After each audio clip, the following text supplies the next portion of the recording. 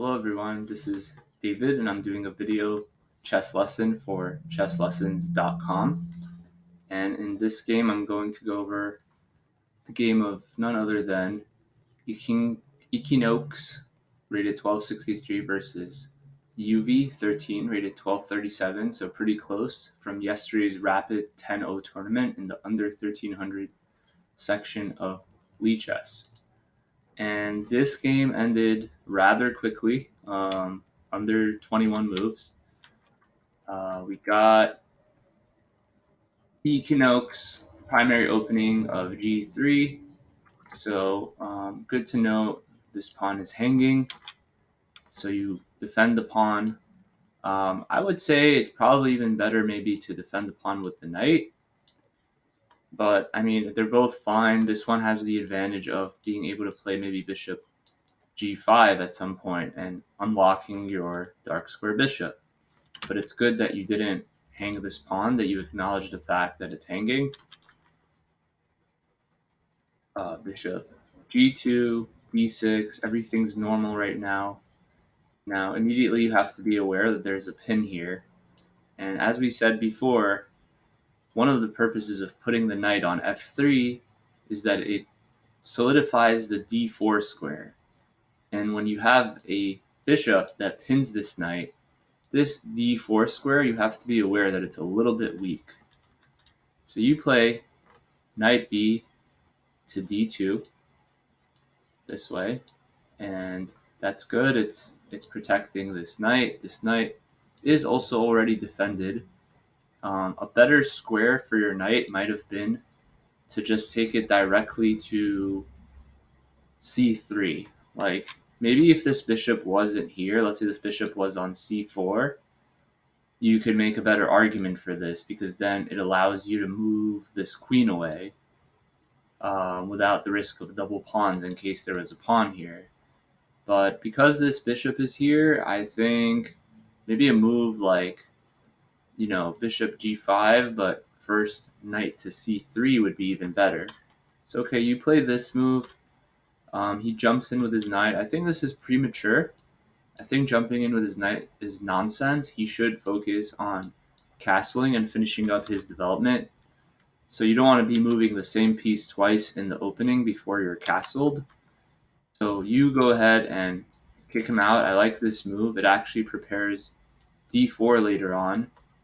Another thing to note about knight to d2, which I forgot to mention, was that it blocks your dark square bishop, and you don't want your pieces out of the game. That's why maybe knight to c3 is better, because it doesn't block this bishop from entering the game. You play c3 and d4. I think d4 is a little bit too early here. The reason why I think it's a little bit too early is because, one, sometimes this d4 square is guarded by the queen and the knight, but in this case, your queen is being blocked by your knight. So maybe you want to move your knight out of the way to maybe b3 first, and then you have one defender, and then later on when you push d4, you have one and two defenders, like a move like this. Let's say he castles. Even now, I'd be a little bit hesitant to play d4, because let's see, he has one defender, two defenders, three defenders, and you have one defender, two defender, three defender, and we're not going to count this guy because he can remove him at any time. And generally, when you want to move a piece, you want to have 4 versus 3. You want to imbalance, because you can't count this one. Maybe, yeah, you can't count this knight because it's being pinned. Maybe if you like push him back, he moves back, you push him again, he goes back. I don't like this whole scenario because you shouldn't be moving all these pawns in front of your king too much. But in this case, even, like, you still can't be pushing because this piece is hanging. So just be a little bit, I would say, calmer and slow play it. Don't be in a rush to break out of the center until you're fully developed. What does fully developed means? Means that your rooks are able to see each other. Right now, your rooks can't see each other. The queen's in the way and the bishop's in the way.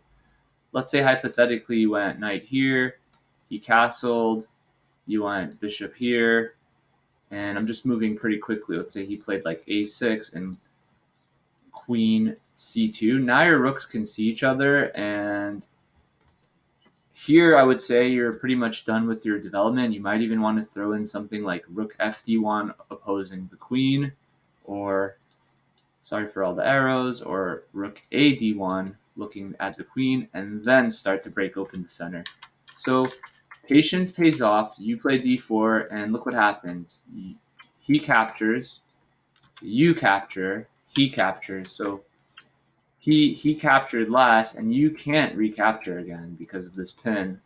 So basically, now you have 1, 2, 3, 4, 5, 6 pawns, and he has 1, 2, 3, 4, 5, 6, 7 pawns. So you're down a pawn now. So just try to be aware of that. And let's go back a little bit. Another thing you can consider in these positions, maybe even after d6, is maybe even playing h3. I know it's a little bit slow, but it has a purpose. One, his knight can't come here, and two, his bishop can't come here. So it avoids this annoying pin. And now this is a concession. A concession means you're giving up something for something else. The concession here is that you're moving a lot of pawns in front of the place where the king's supposed to go. And that's generally bad. Generally, you want your pawns on their home squares when you castle, and you only want to move them later in the game when you're trying to create an escape hatch for your king so that you can avoid back rank checkmates. So that's another thing, idea to take into consideration. However, overall, I think you played this game well. Let's see how you ended up winning the game. So you missed the fact that these are doubled. So you went h3, but just remember when you move a piece onto a square, count the number of defenders of that square and attackers. So this h3 square has one attacker followed by two attackers, but it only has one defender. So when you move up, he can just grab that for free, because if you take, he'll take. I think you noticed that a little bit after. So now you played knight to b3, double attacking this bishop. I like this move. He saw it and got out of harm's way. And now, once again, you're trying to crack open the center, but you're not finished in your development. Before you crack open the center, make sure the rooks can see each other. Your bishop and queen still aren't fully developed, so maybe you want to play a developing move like bishop to g5, queen e2, and then crack open the center. E5, I'm not sure why he ran away. It's very passive. He could have jumped forward. You always want to put your pieces on active squares. Going back to the home square is not active. G4 would have been more active on his part. So that was a mistake on your opponent's part. And then you're capturing pawns, but just hear me out. Before you go on capturing pawns and pieces, finish your development.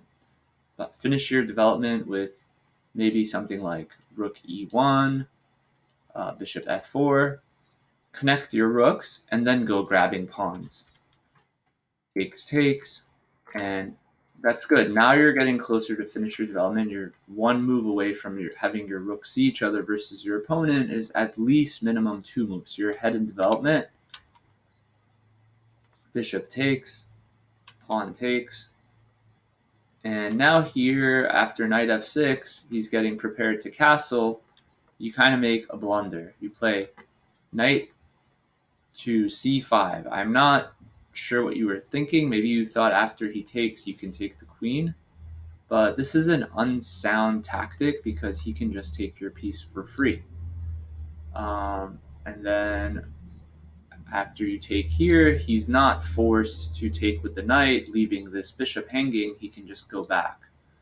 So that'll just make you down a whole knight for nothing.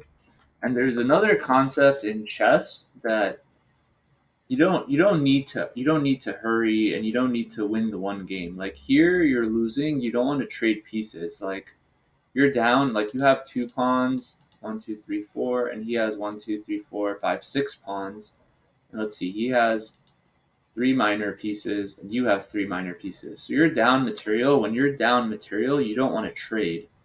So by playing knight to c5, you're inviting more trades. You want to keep your pieces on the board. You don't want to trade and go into an endgame where you have less pieces.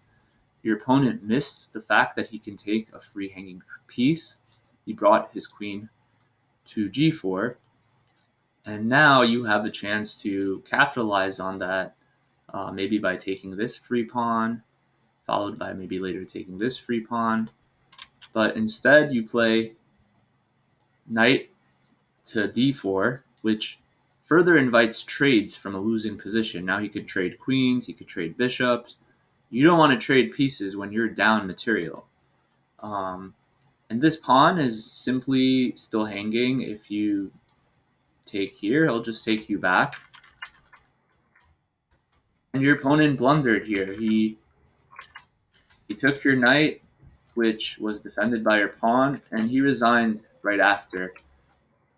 Honestly, I don't think he should have resigned. I think he should have played on. I think, yes, he lost his queen, but just because you lose your queen doesn't mean the game's over.